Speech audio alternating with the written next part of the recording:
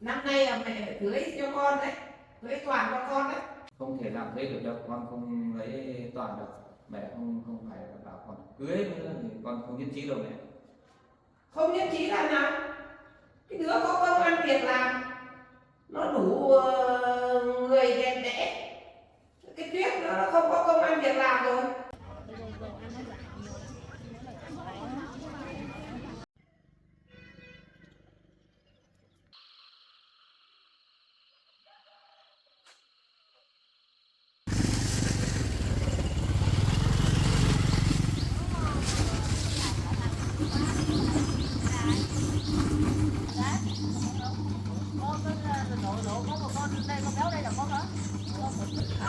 Rửa vai, rửa mông.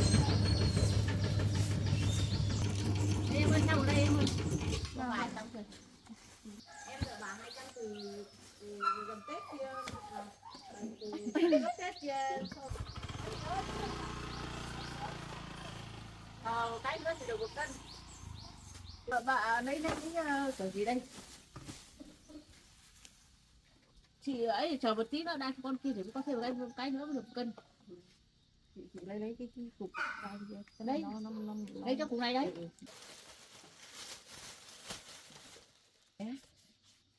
Con này sư tạ đấy, nó sao mỗi nhiều đấy.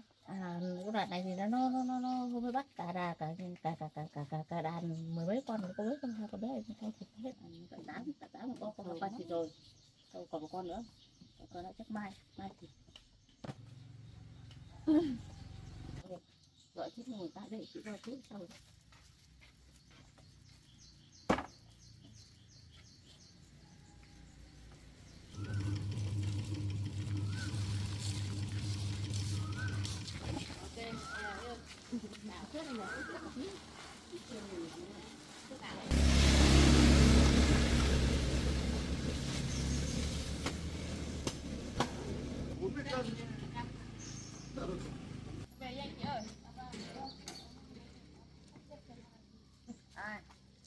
Phương về à?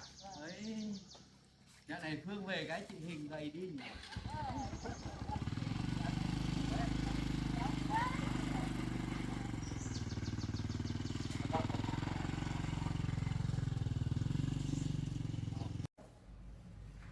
Đấy, con nghĩ thế nào nghĩ nhá. Năm nay là mẹ phải cưới cho con đấy, cưới Toàn cho con đấy. Con mẹ báo trước cho con để con suy nghĩ một biết đường mà mấy cuối năm nay là mẹ tổ chức cho con đấy. Mẹ, con không thể làm thế được đâu, con không lấy Toàn được. Mẹ không không phải là bảo con cưới nữa thì con không nhất trí đâu mẹ. Không nhất trí là nào? Cái đứa có công ăn việc làm, nó đủ người đẹp đẽ. Cái Tuyết nó không có công ăn việc làm rồi. Mẹ không thể so sánh như thế được. Xong là công việc thì lại không có. Xong là đã qua một đời chồng rồi, con cứ thế. Việc đấy thì phải con chứ, con thích thì con cứ yêu chứ không có thể nhất thiết phải qua đời chồng hay là không có con nọ kia thì mẹ cấm con không được đâu. Chả cấm thì làm sao? Không cấm thì sau này cho con khổ à? Mẹ già thì chết đi, lúc con ở lại mới khổ. Mẹ cứ cấm con thế con cũng chẳng lấy vợ chẳng lấy ai đâu, con cứ ở thế. Làm sao mà ở thế này được ạ? Còn cãi mẹ, lúc nào cãi, nói đến là cãi, nói đến Tuyết. Con không bỏ em Tuyết đâu, con quyết định yêu em Tuyết đấy. Nếu Đừng để cho mẹ bực mình nhá. nếu mẹ quyết cấm như thế thì không cho con lấy em Tuyết, con cũng chẳng lấy ai đâu, con cứ ở như thế đấy. Mà mẹ cũng đừng nói đến cái Toàn nữa. Không nói đến Toàn thì bây giờ mẹ đã nói người ta rồi. Đấy, cái Toàn ngày trước là con đã yêu nó một thời gian rồi. Đấy con có phải yêu đâu. Mẹ với mẹ Toàn cứ bảo con yêu Toàn chứ con có yêu đâu.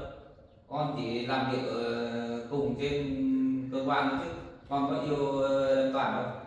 Thế không yêu thì sao nó cũng bảo là đã yêu con với mẹ nó là đồng nghiệp với nhau. Thế con cũng đã đến nhà nó một vài lần rồi.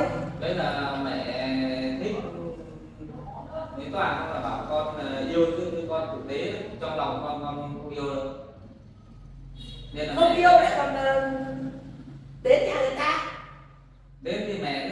thì con đến chơi tí cho mẹ thoải mái thôi, chứ con thực tế con chẳng yêu đâu. Bực mình lắm mà cứ cãi suốt ngày này, cứ đối phó nhau này.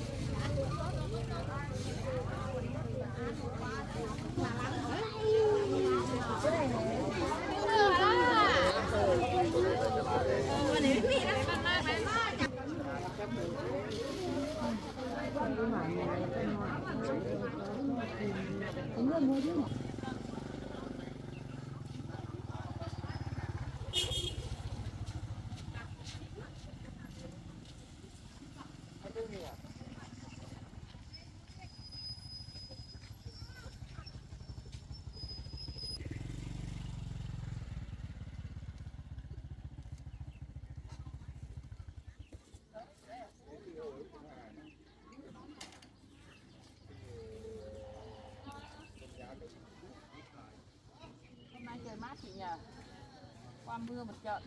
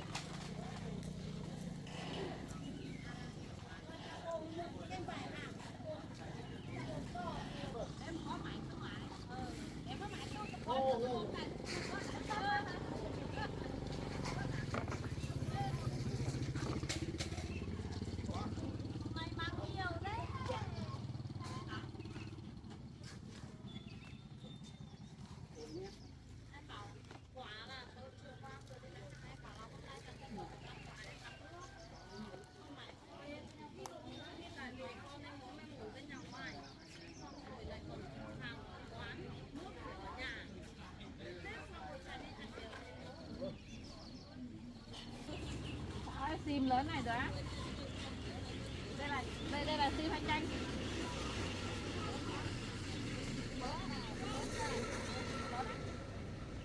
Ôi, con lớn này à?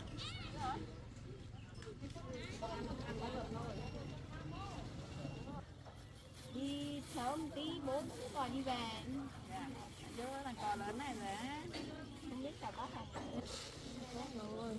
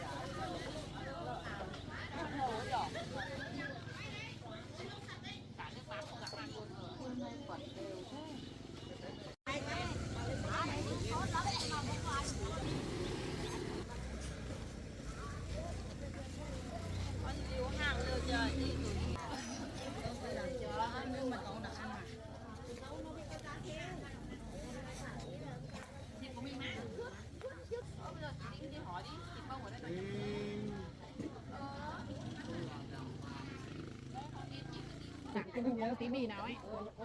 Đem 1 cân đi. Đi bảo ông Công ấy đi. Ông Công ở trong lấy bao nhiêu lấy.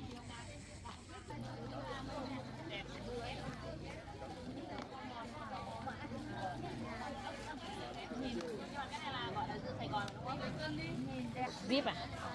Hôm nay không còn sườn phải chua à? Nó cháy từ đầu mối rồi đúng không? Cháy từ chợ đầu mối rồi. 18 rồi, còn 18 rồi. Thế thì còn 16 à?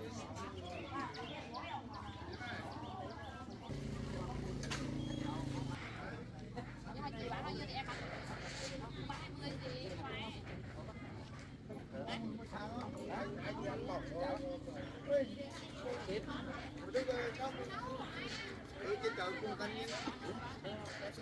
Ôi, tiền ngọt lắm. Xin nó.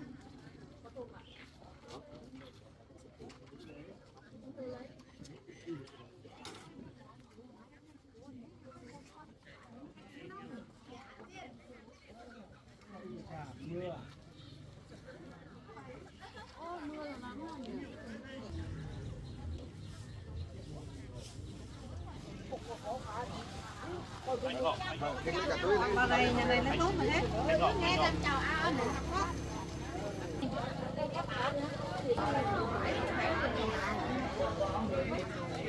Xôi ấy.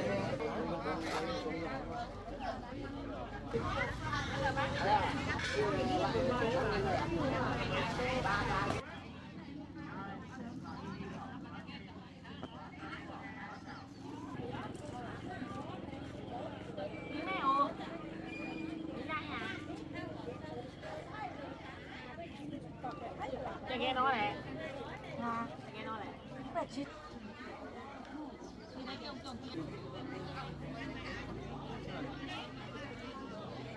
Tập xong vào nghỉ nhá. Thấy quân nhiều thì nhiều cái người. Bạn có bán đâu mà đi chơi.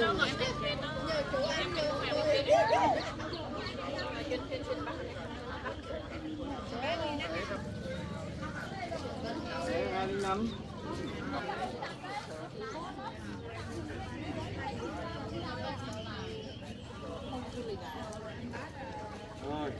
Chán.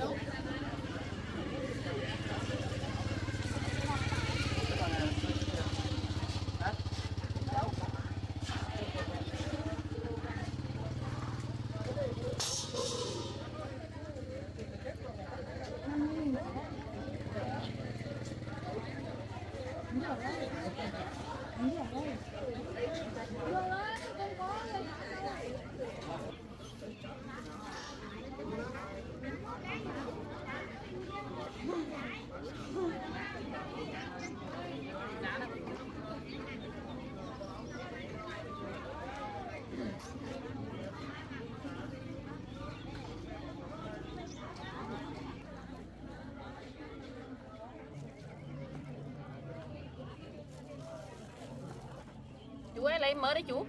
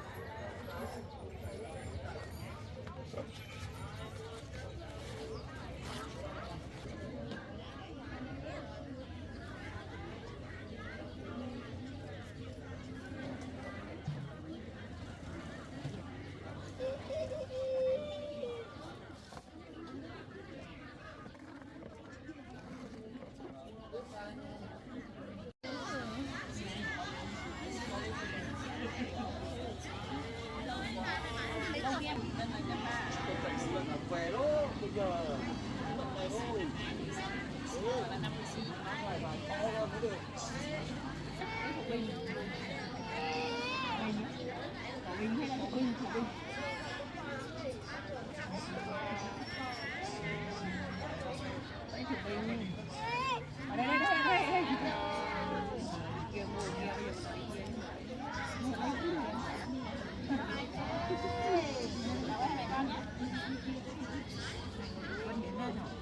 Bà lấy cái mớ này nó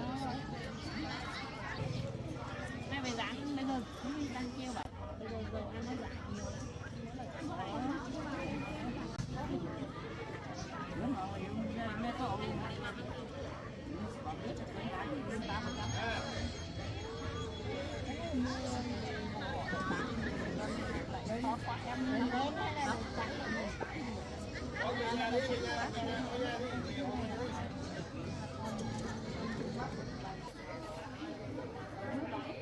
vâng, túi ở đây mang đi. Ở dưới đây.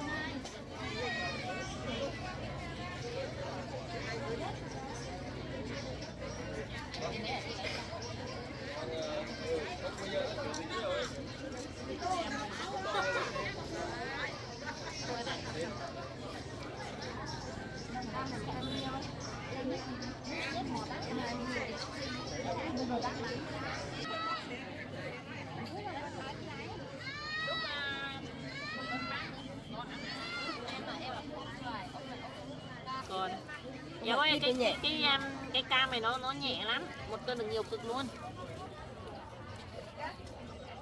Cân mốt em ơi.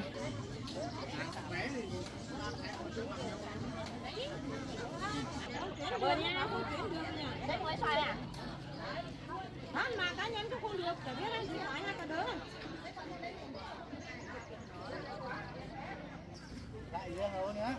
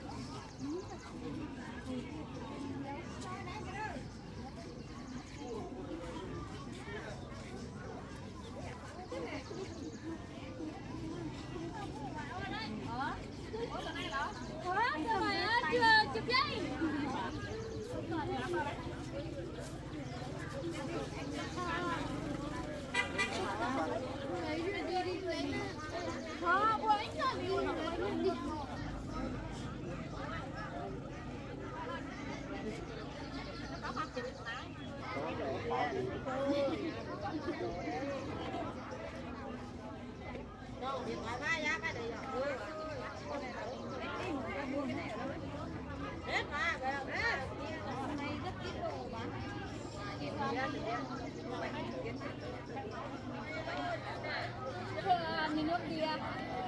Thôi nhìn nước bia hết mình tính mấy pháo. Đưa để đưa mà anh ngồi mà anh mẹ mà không. Không này quá.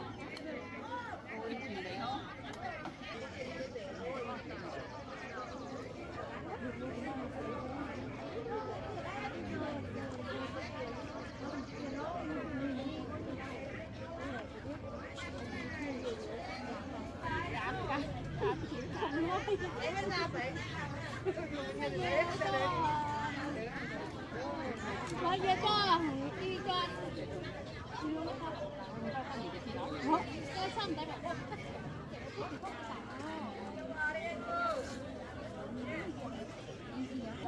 có liu đồ biển cho đó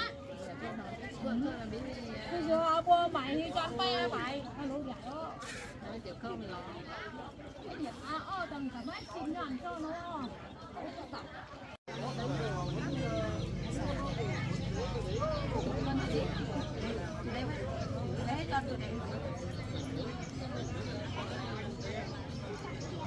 tí gửi đây nhá. Ừ. Con mày thấy biết được. Mày đọc Con cho điếu hết cùng với anh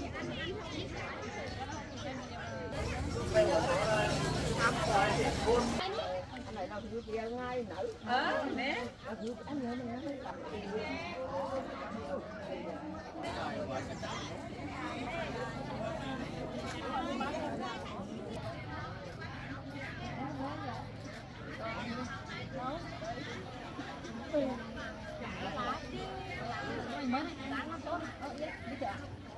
Ở đây 50.000 rồi. Đây cho bà bấm cả cho bà.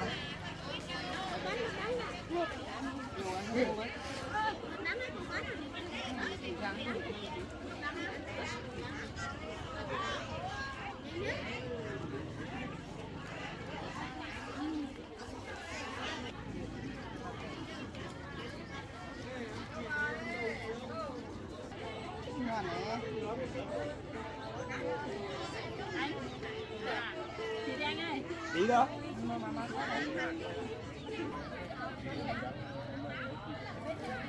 Mấy lần Em không có đi. Không anh nói gì mà chứ đây lại anh đúng không?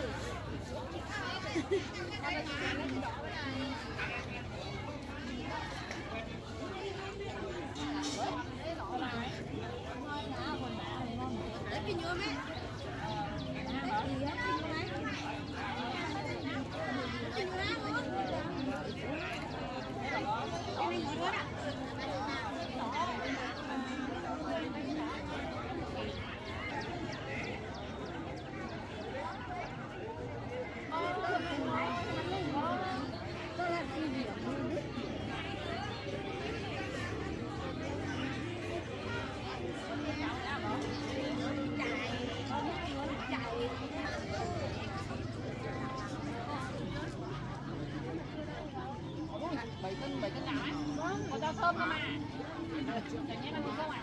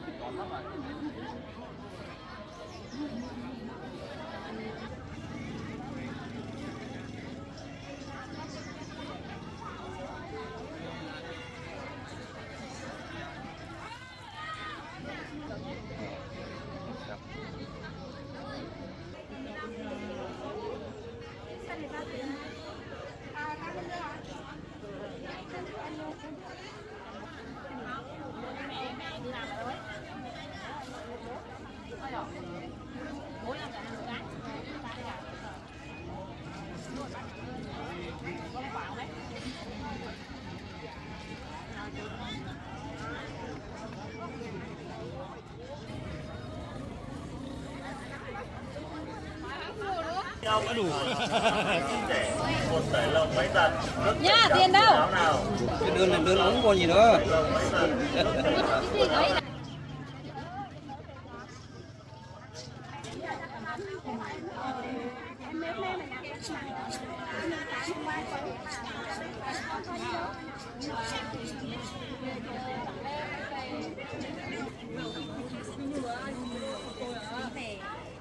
Hôm nay chưa là ngày đẹp à? Em khai trương đi TikTok mới. Ôi giời ơi. Không cho về cái mảng đấy đâu. Em mất cái đang ổn nhất mất.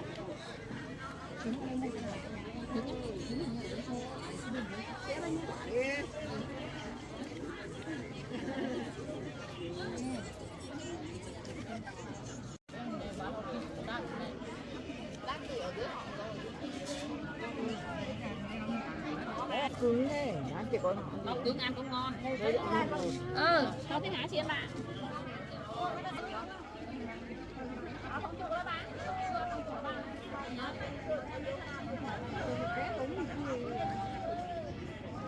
Cái xe đó, chị em ạ.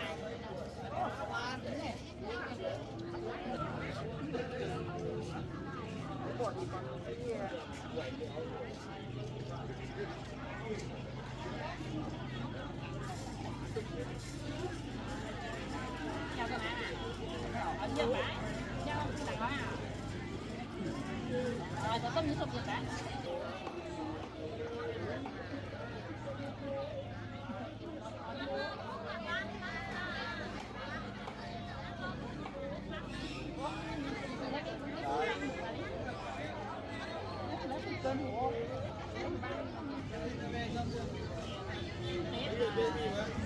Con cháu về mồm.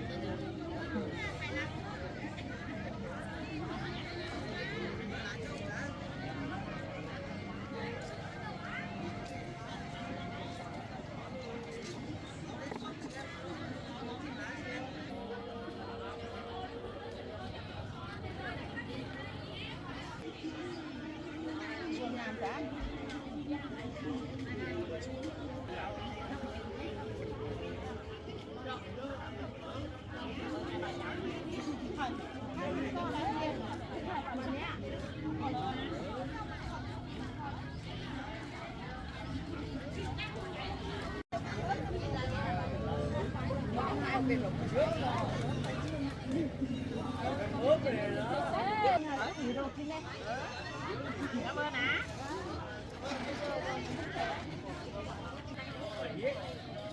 ngoài xe có chặn đó ngoài xe cái đó là sao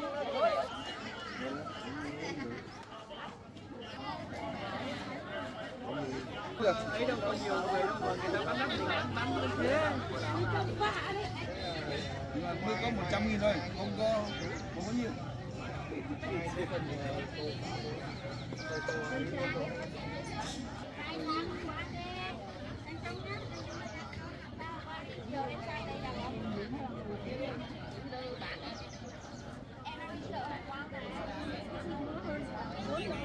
Con nặng. Anh em ơi. Không mà cứ một canh ra gặp một lúc rồi hết sạch. Ăn mua thịt.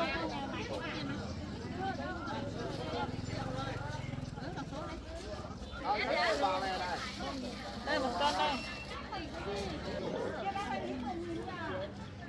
Tiền mà, cái số đăng kia mà anh thì thôi.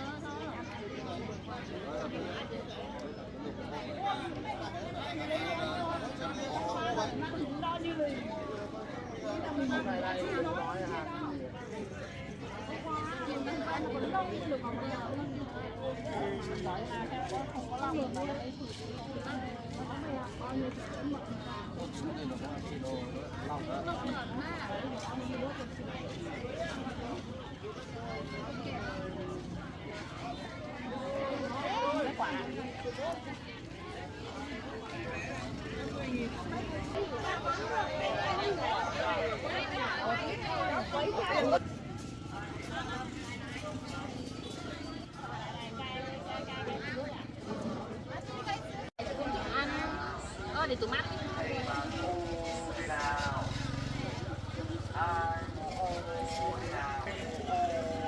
Đâu có chua cái quả này ngọt. Cái này quả này để tí tự nhiên.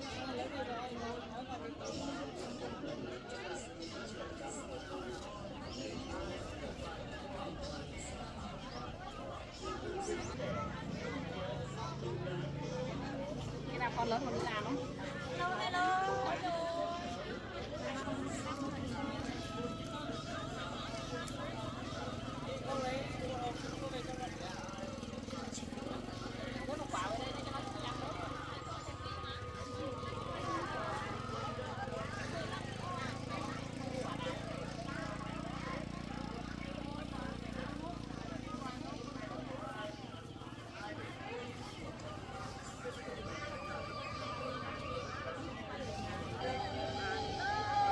Nào ấy.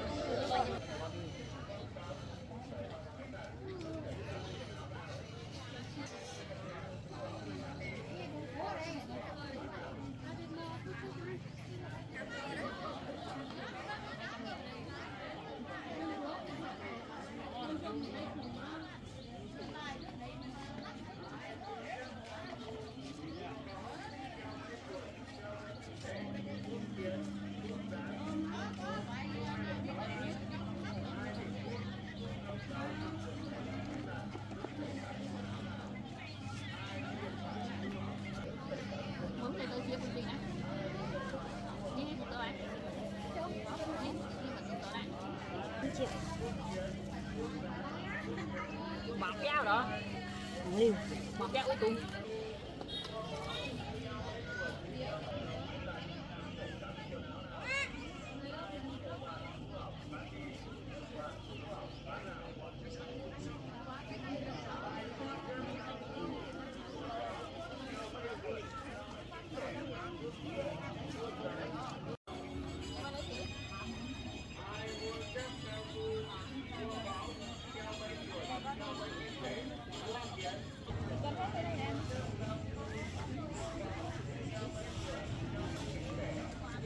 Em lấy quả. Bán được quả. Em lấy quả. Cho em lấy túi.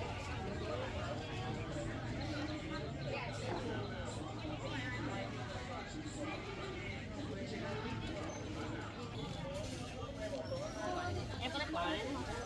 Cái này cùng giá. Ừ, cùng giá. Chị lấy hết rồi em. Đúng không?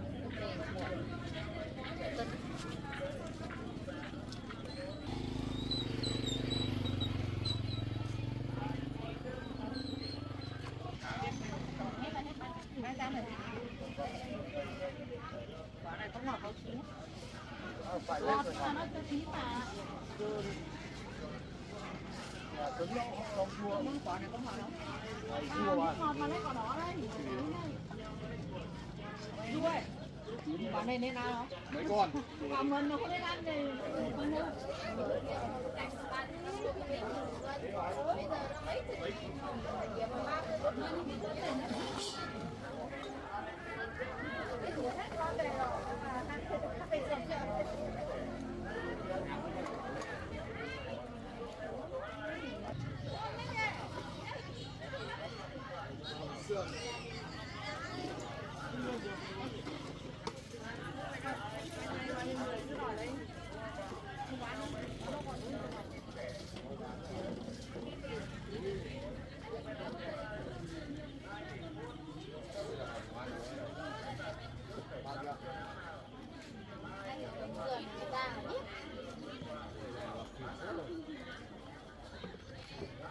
Không bao giờ con lại lồng lên đâu.